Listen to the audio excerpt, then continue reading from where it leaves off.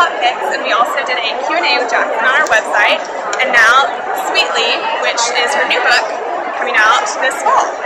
And Sister's Bread was a modern retelling of Little Red Riding Hood, and Sweetly is a Hansel and Gretel retelling.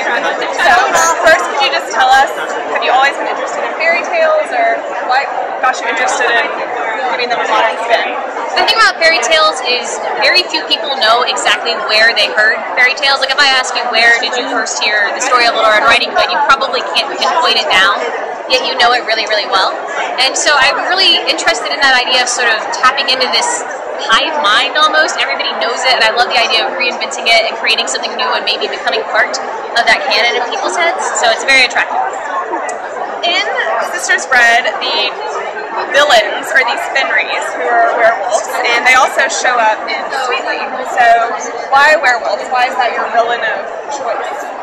Well, the short answer is I wanted to make werewolves the villain because I am so tired of looking at Taylor Lautner's abs that I couldn't do it anymore. The long answer is I actually created them specifically for Sister's Bread. And I love the idea of this sort of monster who was really like slick, and like you understand why girls fall for it because it's really attractive and sexy, and you're like, and then he eats your face.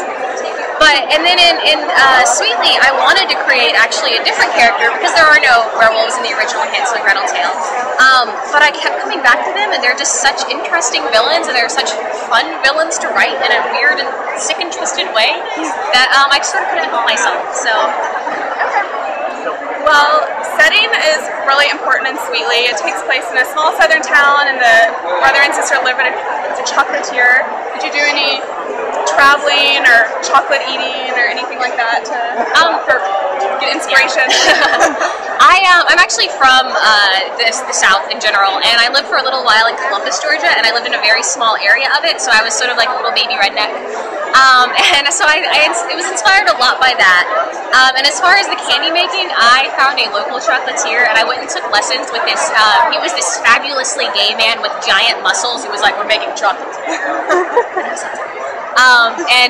It actually, though, it ruined other chocolate for me because it was so good, and it's like if you've never had really good chocolate, you should have it.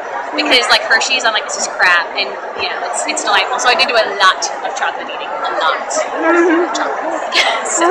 Well, I know that I believe your next book is Purity, which is a contemporary kind of sex and religion story.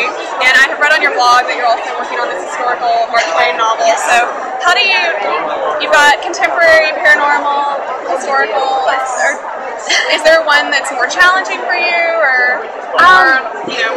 The thing is like, those are just the stories I wanted to write. I wasn't like, today I will write a contemporary, like, aha! Like, it wasn't anything like that. It was just those are the stories I wanted to tell. I will say, of everything, the historical has been the most challenging because I got so into the research that my friends were like, please, for the love of God, shut up about Mark Twain.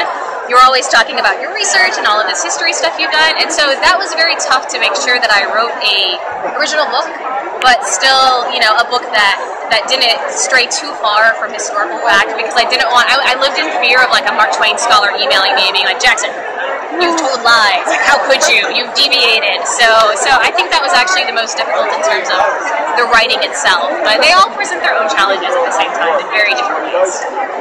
Well, we're at ALA right now, so just to close, could you tell us, do you have any memories of favorite librarian or favorite library, or basically, why do you love libraries?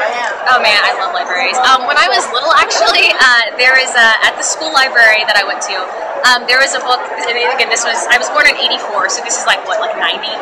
At a time when like horse books were the big thing, and every girl had horse books, and there was a book called The Last Mustang by Joanna Campbell about a girl who loves a wild horse, and I swear to God, I checked that book out, and eventually the librarian gave it to me, because my name, it was just my name on the card, like back and front the whole time, and it was all folded, and so like, I love that librarians are so interested in finding people the book that fits them, instead of just sort of interested in what book do you want to buy here. It's more, you know, how can I influence the reader by choosing the perfect book for them, which for me was The Last Mustang. So thank you, Joanna Campbell, for writing horse books in the 80s. I appreciate it. Well, thank you, Jackson. People are already lining up to talk to her and have her sign their book, so we appreciate it. Yes, no problem. Thank you.